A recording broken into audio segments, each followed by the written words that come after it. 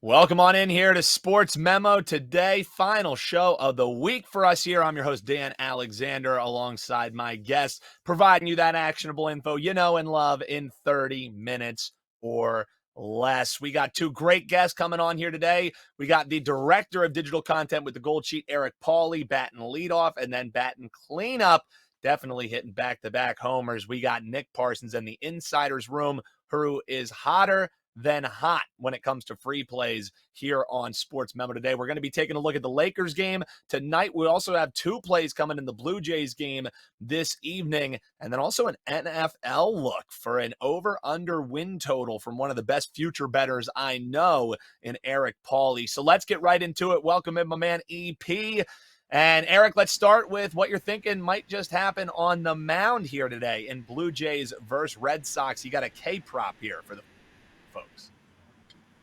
Yeah, so I'm very intrigued by this number. I'm looking at Kevin Gausman, starting pitcher for the Toronto Blue Jays, to have over 5.5 strikeouts in Boston tonight against their obviously division rival Red Sox, who have owned this four-game series so far, winning the first three games. But this number, it's heavily juiced. I think I got about minus 150, and it's sitting around still that number. I was expecting this bet to go up. I was expecting this line to move up to 6.5 at least, considering how good Gausman's been striking out people this season, but hasn't really, the market has not agreed with me yet. We have some time for the market to still mature, but I still love this look.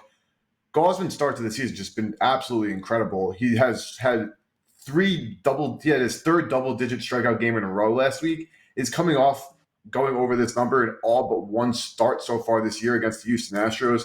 Gausman's percentile rankings, he's 94th in K rate, 85th in whiff percentage, and 97th in chase rate, which is just out of this world. But the number might be a little bit lower because the Red Sox do not strike out often. In fact, they're actually last in the MLB in K rate against right-handed pitching. But still, I think this number is too low. Asking Gausman, who had 13 last week, just for 6 this week against a stout Boston Red Sox offense, but still not an elite offense. I think that this is a position for Gausman to go flying over this number. Give me over 5.5 Ks for Gausman tonight at Fenway. That's what we're looking at on the diamond. How about an early look on the gridiron? I'm going to miss my man, Miles Sanders, but I'm guessing you think he might be contributing to a surging Carolina Panthers team. Didn't have a bad draft either. Their win total sitting around 7.5, and you think that might even crawl higher, right? Yeah, so before the draft at Goldsheet, I wrote an article talking about the opening win total odds that I love the Carolina Panthers at 7.5, minus 110. That was before any of the confirmation or the steam that Bryce Young was going number one, which obviously led to exactly what happened on draft night. And now after the draft, the Panthers win total, that juice went to minus 135 at DraftKings. And I'm not trying to be an overreactor to the NFL draft, but I think that the hype train for Bryce Young hasn't even left the station yet. Once we start seeing glowing reports from Bryce Young coming out of training camp and how, obviously the one big concern was his size, but there was negative concerns about his mind, his mental awareness, his ability to step up in the pocket, his athleticism, his leadership, all those intangibles. So once those things start being reported out of Carolina's camp, when they start becoming evident in training camp, that's when I feel you're going to see this number going to 8, juice to the over. Mix that in with the fact that the Saints, good team, but not that great. The Falcons, to me, very overhyped. I mean, they have an 8.5 win total, but Desmond Ridder is their quarterback. I don't know why people are expecting, or the market or the Cardinals themselves are expecting such a big leap from Desmond Ridder when he did not show anything this past offseason, though their defense does look to be better. Then, of course, the Tampa Bay Buccaneers, who have some good veteran players, but Baker Mayfield at the helm, I don't expect them to be a competitive team whatsoever. So you got the easiest division, a great young defense, an improved offensive line, decent skill players, and now the number one overall pick, Bryce Young, who, again, when height is your only knock on you, but every other tangible, intangible, and also things from your skill set with arm strength, throw accuracy, and all poise, everything is the complete package. I think the Panthers in that division can easily win 8 games this season. Man, and this is just a little sprinkle of what you get from the great content over at the Goldsheet. What else do you guys have posted over there? And all kinds of free content over there as well, Eric. Tell the folks about it. All right, so right now we're focusing on just putting out the best content we can for everybody. Goldsheet.com, everyday top stories. You're getting at least 3 to 5 MLB player props a day, big game breakdowns, NFL articles, MLB power rankings. On the paid side, we have an MLB stat sheet. $15 a week comes out to $2 a day. You get actionable info on 3 to 5 MLB games every single day. We're talking about advanced analytics, pitcher hitter splits, bullpen usage, things to keep in mind every single day. And each stat sheet also comes with 2 NFL free plays. And also over on Wager Talk and Sports Memo, if you're looking for just the plays and you don't really care about the in-depth analysis, we have just the picks at Wager Talk and Sports Memo for you as well. But for the whole shebang, Goldsheet.com is your best bet. And again, every single day, new and exciting developments coming out. So keep staying tuned, and we're very excited to keep continuing to share all these amazing advancements with you guys.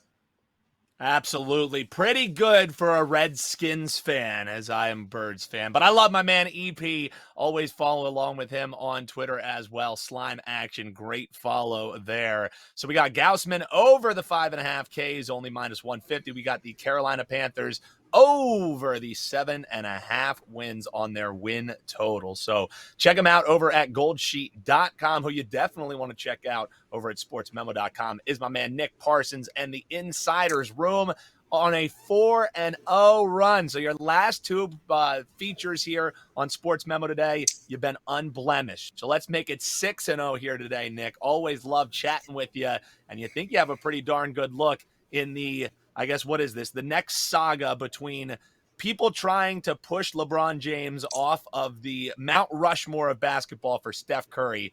The Lakers are getting some points here tonight against the Golden State Warriors. How are you betting this one? Well, Dan, as the games get fewer and fewer, of course, the lines get sharper and sharper. And at some point, even the most contrarian of us, we're going to be on a public side here. This Lakers and Warriors game 2 money, early on, it was sort of even here. But yeah, I think we're going to have another really tight battle here in game 2. I mean, it wouldn't be difficult to write a convincing argument for the Warriors to bounce back here and win in blowout fashion, because Golden State, it has been awesome at home this year and really poor on the road. But you have to wonder, how much gas does Golden State have left in the tank at this point?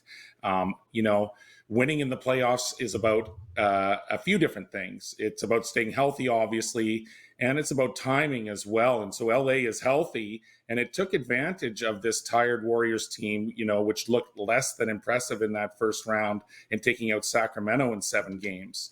There's been no break for the Warriors. The Lakers, they had a couple of extra days off after taking out the Grizzlies in 6 games. And so coming into game 2 here, they're still the more fresh team here. Now, the Warriors, to their credit, they did make 21 of 53 from 3-point range in game 1. That's 40%. And on most nights, that's going to win you the game. But LA, it controlled the paint with Anthony Davis. That will again be the case here in game 2. And for me personally, Dan, I think it's more likely that the Warriors are going to shoot less than 40% this time around here in game 2. And so with the Lakers controlling the paint, and with the Warriors hitting less than 40% in their 3-point shooting, like I suspect, then I really do think that James and AD have a legitimate shot at taking game 2 outright at home.